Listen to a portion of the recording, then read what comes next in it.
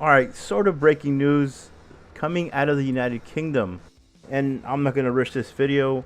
I'm going to take my time. I'm going to slow down and go through some of the details because this could potentially hurt Dillian Whyte as a professional fighter. It might put him out of the ring for a long time. And even worse, his promoter, Eddie Hearn, knew of the incident before Dillian Whyte fought Oscar Rivas this past Saturday night from the O2 Arena. What's going on, if you have not heard, is the interim WBC World Heavyweight Champion, 31-year-old body snatcher Dillian Whyte tested positive for one or more banned substance prior to his July 20th fight against Oscar Rivas. It was known that he tested dirty back on July 17th. Dillian Whyte's camp knew about it, including his promoter Eddie Hearn. The fight went on, and Dillian Whyte defeated Oscar Rivas by unanimous decision this past Saturday night, making Dillian Whyte the champion and the WBC mandatory for Deontay Wilder. This is not the first time that Dillian Whyte has tested positive for a banned substance. This also happened on October 13, 2012, when he tested positive following his 4th round KO of Sandar Balrog. That fight, Whyte won by TKO.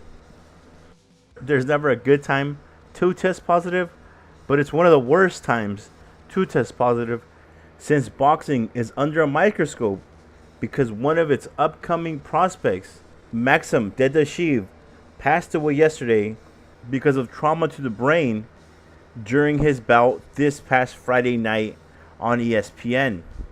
Fighter safety should always be a concern, and after this unfortunate situation with Maxim, fighter safety is going to be the #1 issue in every boxing event. And now you have Dillian Whyte testing positive for a second time for a banned substance.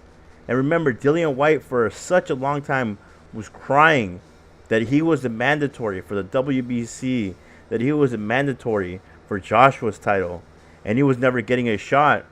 And then he becomes the man that's next in line to get that title shot against Deontay Wilder, and he blows it.